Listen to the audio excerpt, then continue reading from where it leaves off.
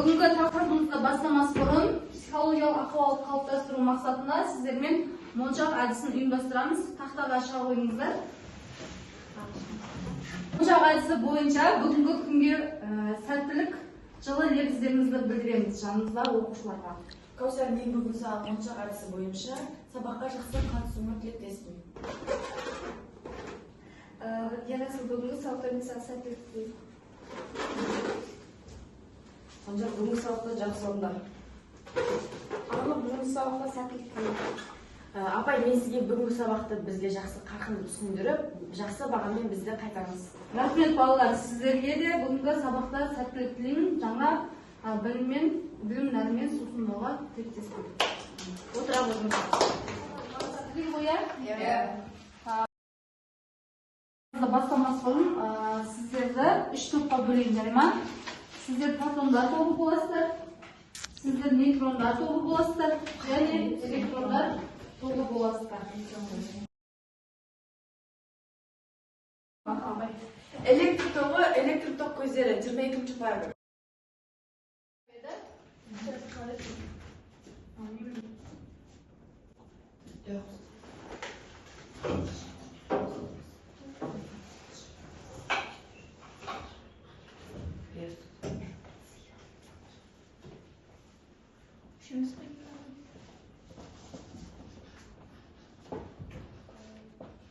Аккумулятор және де сотка тогы дегеніміз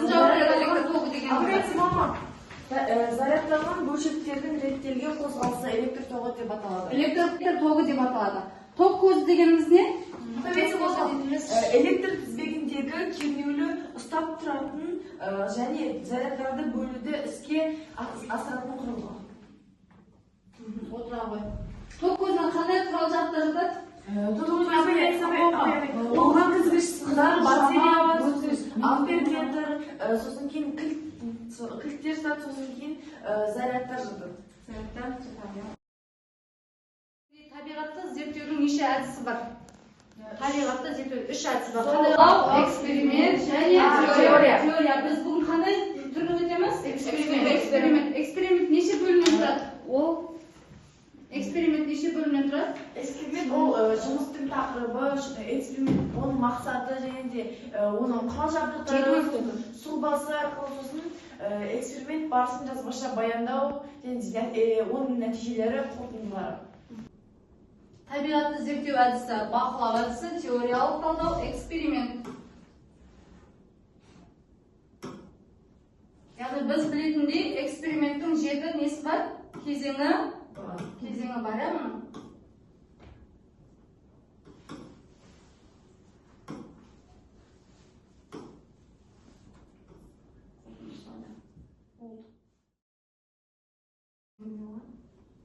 Бүгінгі сіздермен өтетін зертханалық жұмысымыздың тақырыбы электр тізбегін құрастыру және оның әртүрлі бөліктерінде ток күшімен кернеуді өлшеу. Бағдарламасына сәйкес оқу мақсаты. Электр тізбегінде ток күшімен кернеуді анықтау. Физика кабинетінен қауіпсіздік ережелерін білу және сақтау. Сабағымыздың мақсаты электр тізбегінің сұлбасын сақтай отырып, электр тізбегін құру және осы электр тізбегін ток күшіне қосқан кезде ток күшімен кернеуді өлшеу. Және де біздегі қауіпсіздік техникасын сақтау, құрал жабдықтармен жұмыс істеу. Мынау бізде физика кабинетінде қауіпсіздік ережелері. Құрал жабдықтардың атын атау керек. Біз жұмыс жасамас бұрын құрал жабдықтарды білуіміз қажет, иә, дұрыс па?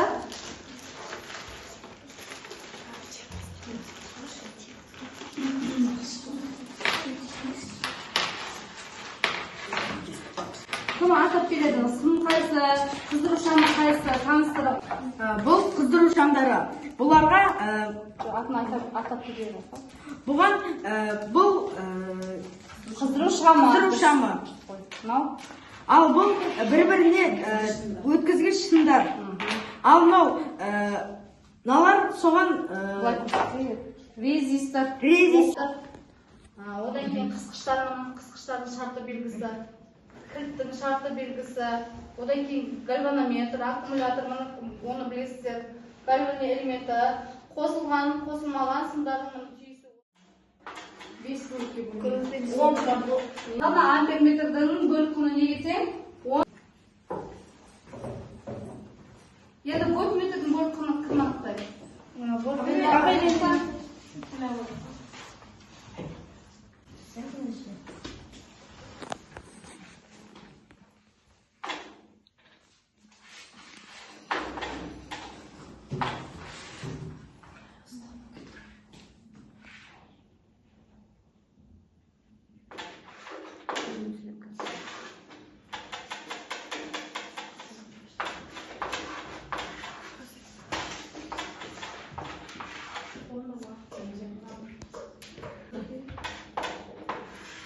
Жүзді беске бөлеміз қанша болады?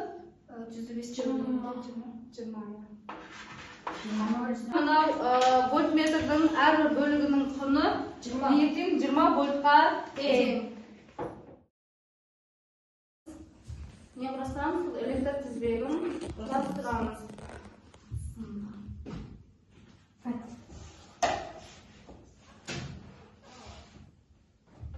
Мына жерде сіздерде уайр, батарея деген барлығы электр тізбегіне қажетті жаңағы біздің құрал жабдықтарымыз. Мынау сымдар, батарейкасы, қыздыру шамдары, резисторлары, енді қазір электр тогы дегенімізде электр тогы ненің бойымен жүреді бізде? Өткізгіштің бойымен жүреді, иә?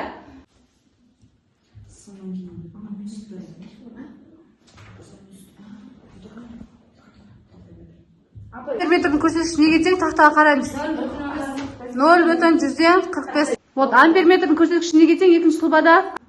Амперметрдікі 0,145 ампер.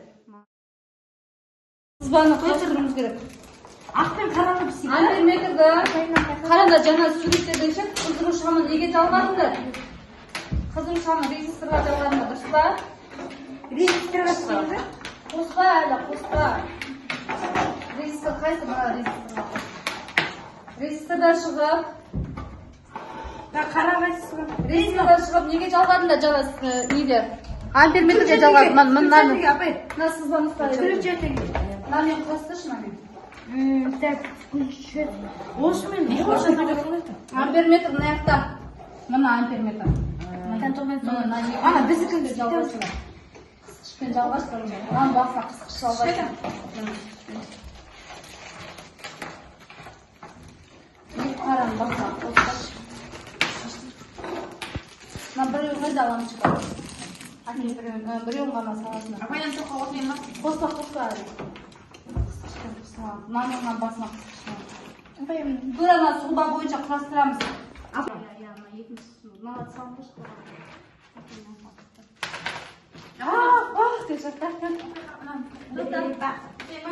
бір жарым вольт па? Бір бүтін оннан бес амперда соқты. Тұра берсін әлі осыда. Қаждар, тоқаңдар. Апай, мынау қосылды. Апай, мынау қойыңыз.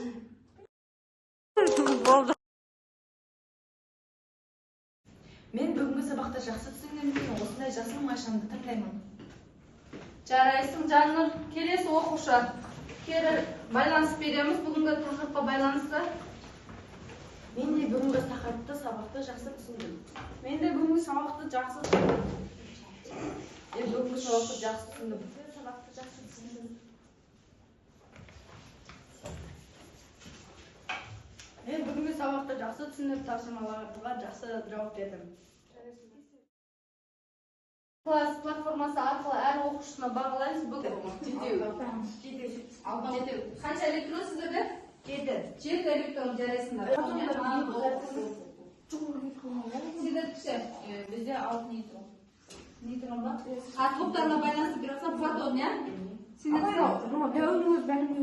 қанша протон? 2 протон ба? 5 протон, иә? Жарайсыңдар. Орталық топ нейтрон тобы, иә? Нейтрон тобы 10 балмен бағаланады. Электрон тобы 8 балмен бағаланады. Протон тобы 8 балмен бағаланады.